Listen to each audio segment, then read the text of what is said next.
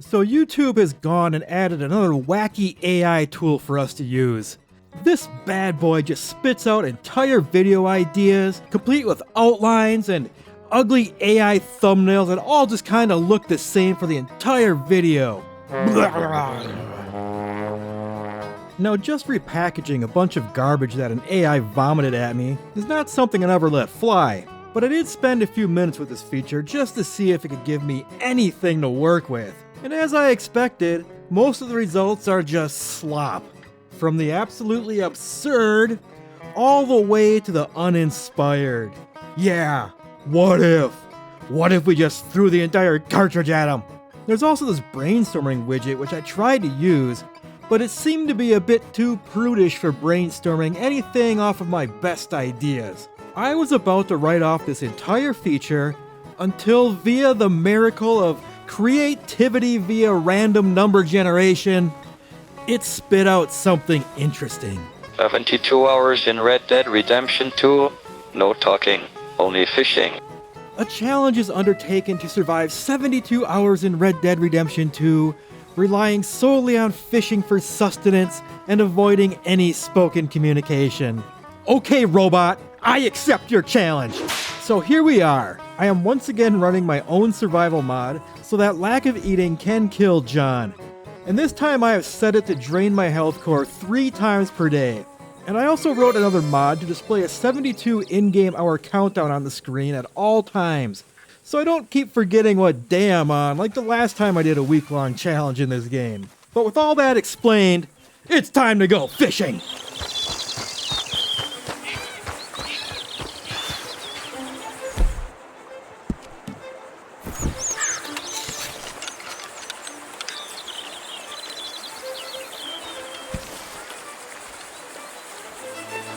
Anyone hungry there?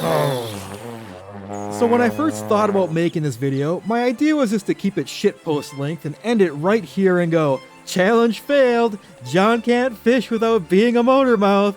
But damn it, the more I thought about it, the more I realized that if I ignore the AI outline and just work with the spirit of the idea, it might just be stupid enough. It might just be tedious enough, and damn it all to hell, it might just be feasible enough. So I ask you, why not? Why not show that asshole robot that John can conquer its challenge? Why not force John to only eat fish? Why not make John leave his family? And why not make John join a cult that disallows spoken conversation? Can you think of any reason why not? That's right, I didn't think so. So here the reprise challenge begins at the gates of Beecher's Hope, as John leaves his family and diet behind, to set out on a 72-hour rite of passage where John cannot speak or be spoken to, all while living entirely off of fish. Ranking member Meredith is present here to observe and keep John's trial honest. Let's do this! Let's see if you remember. Jesus!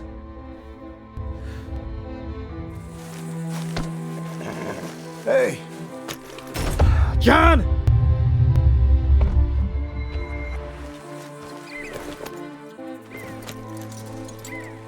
Okay, now that I've silently mounted my horse, I need to decide where to go for fish. I'm thinking that I'd like to go over to Quaker's Cove, just because I never really hang out there.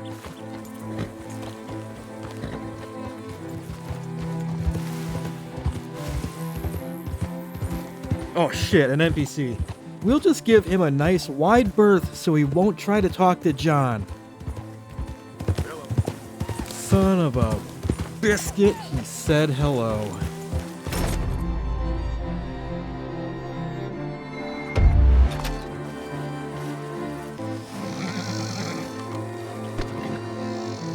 hey boy. Come on! Okay, I've silently made it to some water. Now we know John can't keep his mouth shut while fishing to save his life, so we're going to have to try other, less traditional means of fishing.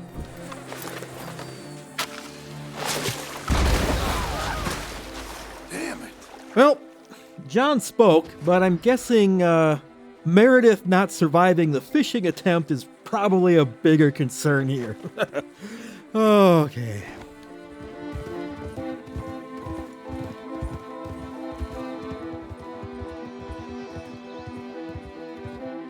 Another attempt and I've quietly made it back to Quaker's Cove. How about this time I don't screw around with the dynamite and just do this the old-fashioned way? Much better! But after I shot a couple fishies in the back of their little fishy heads, I spotted a man fishing nearby. Now I don't want this guy to give me any how-do-you-dos, so we started sneaking away from Quaker's Cove. But then I spotted a canoe, and this gave me an idea. If I don't want to run the risk of an NPC getting too close and getting chatty with me, why not go where there are no NPCs? That canoe would be a perfect vessel to get us out to the big secluded island over near Rhodes.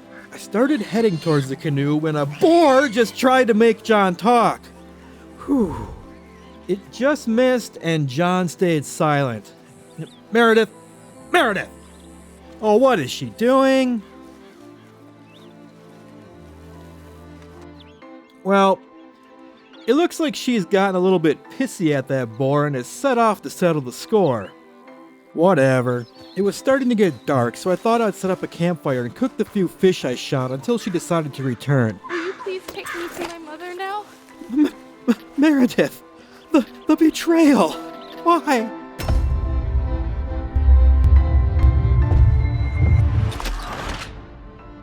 Another attempt, and while riding out to the cove, a damn lawcat came to arrest my horse.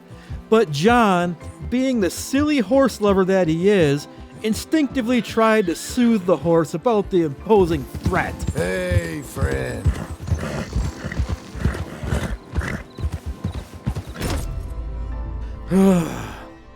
So at this point, I decided that horses are just too much of a risk and will be carrying out all future attempts purely on foot. The plan was still to get to the island, but now I thought I'd look for a boat along the upper Montana, as it was closer to the starting point, and I could pistol fish as well during the search. Oh shit, an NPC! Run! The man stayed silent, and I immediately found a pair of canoes. But I did have a moment of dread that Meredith would just stand and look at the canoe, triggering 13 hours of trying to figure out how to load her onto a boat. Quietly. But that was quickly washed away as she made her own grunt and got into the canoe. Whee! The two enjoyed the thrill of whitewater canoeing while remaining perfectly quiet. This was going good.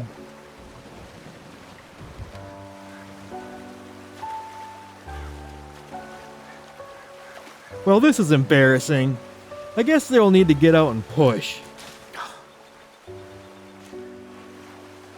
Well, pushing didn't work, but upon getting back into the canoe, it just managed to free itself. Onward! I waited for another NPC who didn't say hi, but it seemed that his horse trampled a few bass while crossing the river, so John got out of the canoe and gathered those up for food. I made it to the mouth of the river and spotted a boatload of people on a pleasure row. To ignore them, I thought it would be wise to set ashore for a while and cook up those fish while they leave the area. So sorry. Damn it, John!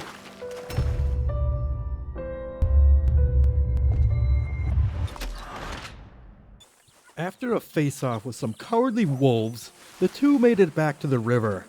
A canoe was quickly located, and near the canoe was a nice school of fish and some shallows, so John got to work pistol fishing some food for the adventure ahead.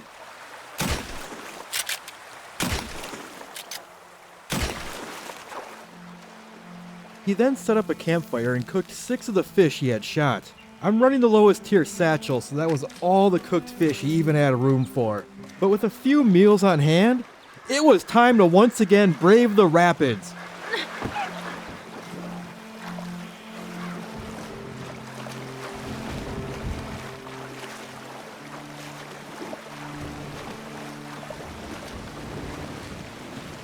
Oh, Uncle's ass! Not again!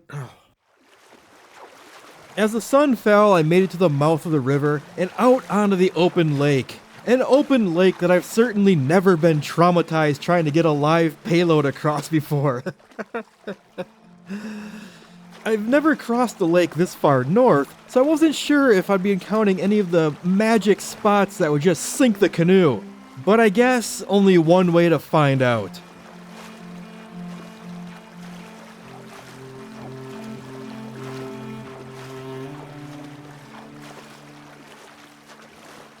Whew. 4 hours of paddling later, and they've made landfall on the secluded island. This was it! NPCs trying to talk to John can just go straight to hell! John set up the home base and got straight to work scouring the shoreline for some good fishing spots.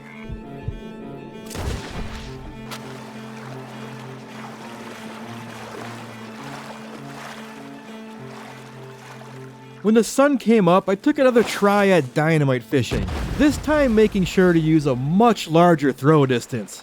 It worked, but while waiting out to get the exploded fishies, John discovered a spot that was a little bit over his head. But he managed not to drown in the end.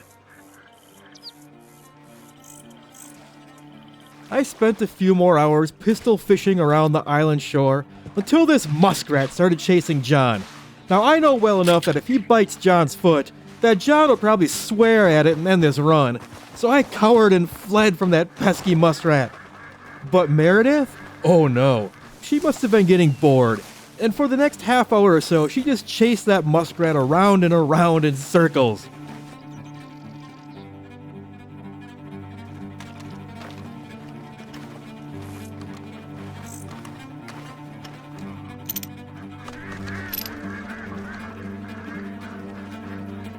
I made my way back to the campfire and started cooking the fish.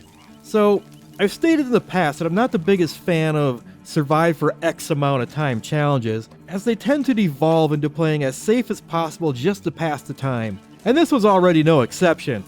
I've only been on the island for 10 hours, and I still had 49 hours more to go to show that asshole AI who's the boss, but it was already getting pretty dull. So the rest of the day I killed some time by simply learning about the wildlife on the island.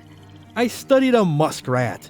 I studied not one, but 2 kinds of ducks. Wow.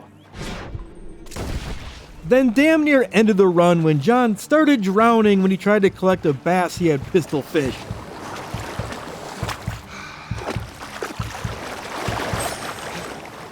Oh, I studied a rabbit. I studied a crab. I came even closer to drowning as John once again went into too deep water trying to collect a fish he had pistol fished. All while this one just stood by and didn't offer a hand. Then one last lizard study before returning to the camp for the night. A night where they just settled in by the warmth of the campfire and did nothing but smoke while waiting out the darkened silence. John cooked up all the fish he could in the morning before setting back out to continue the wildlife studies. A turdy, a loony, all the modern favorites. Then they saw something special. This idiot in a rowboat who managed to get stuck on his own cargo. Watching him attempt to free himself from the situation was good for nearly 2 hours of entertainment. But after getting bored of watching the man struggle, it was back to cataloging animals. A gang of turkeys had found their way to the island, and after documenting the turks, John took a moment to reflect on all the animals he had studied by reviewing his masterful drawings of each critter he had seen. He moved the camp to a new location for new scenery and secured a few more fish before the dark set in. And for a second night, they did nothing but smoke and enjoy the fire.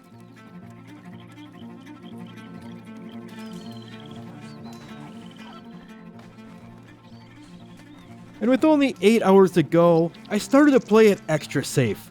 I saw a man rowing a boat near the island, so I fled to the other side of the island unless he says "hey" at us and ruins the run. But he didn't say "hey" at us, and neither did this fox that had found its way onto our island. And before I knew it, the timer had hit 0. Woo! Sure. I had defeated the robots challenge, but was a winner truly me if John and Meredith were still stuck on this island? Would a winner still be me if I just turned the game off, leaving their digital souls stranded on this little digital island for all of perpetuity? Hell no! So, it was time to enact a stretch goal of getting them off the damn island. Something that wouldn't be easy since the boat I rode in on had, disappeared. John can't swim, and my horse was still milling around way over by Beecher's Hope, so what are my options? I had observed plenty of boats coming close to the island, and even removed the boat's driver from some to see if it would float ashore, which they didn't. But perhaps the gentle push of a stick of dynamite would get the boat ashore.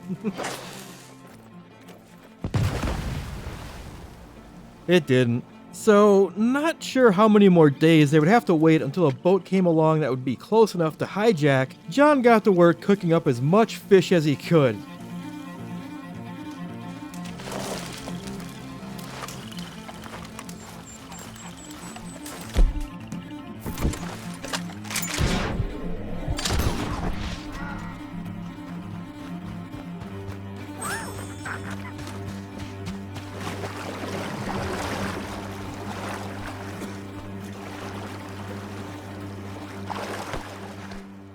So the stretch goal of finding a boat to get off the island took, and I shit you not, 1 minute and 40 seconds since the 72-hour timer hit 0.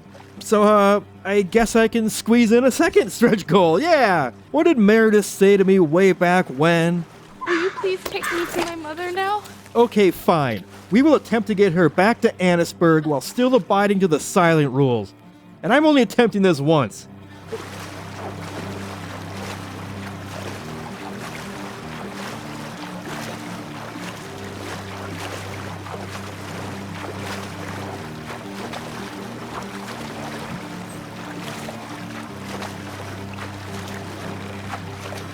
What the fuck, John?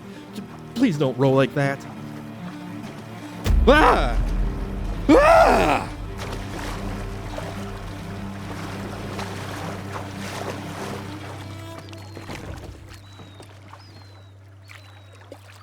Well, I got that snafu all sorted out and continued on. The plan was to boat around to the south of the map, where I also certainly have never been traumatized trying to get a payload across, and then head up the Kamasa River to get as close to Annisburg as possible. It got dark out and I spotted another boat up ahead in the waters. I stopped my boat and pulled out the binoculars to keep an eye on that boat.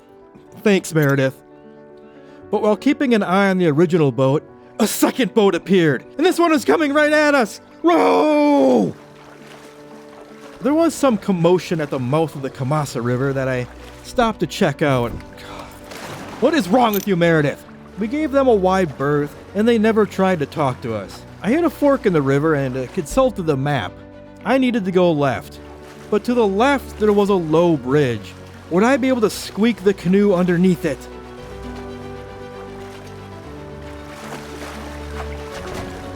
Look out! No, no, no! I am not accepting this. As a ranking member, she should know better. This one wasn't on John, so I turned the boat around to take the other fork as far as we could. We landed in the swamps and John shot a gar because at this point, he was completely out of fish to eat. He cooked it up and they continued on. Meredith seemed to have been acquiring an unhealthy gait to her step, so I was a bit worried that she might die before I could even get her to Annisburg. But my concerns for her health were quickly cast out of my mind as just then a stranger appeared. He was in rough shape and speaking to himself. And this is fine. So long as he keeps muttering to himself, the rules won't be violated. Please, help! Damn it! But that was enough for old John. He had had enough of the silent life. He had had enough of Meredith's bullshit, so once again, he used his voice to let her know what he thought. And with that, he started the long walk back home to his family at Beecher's Hope.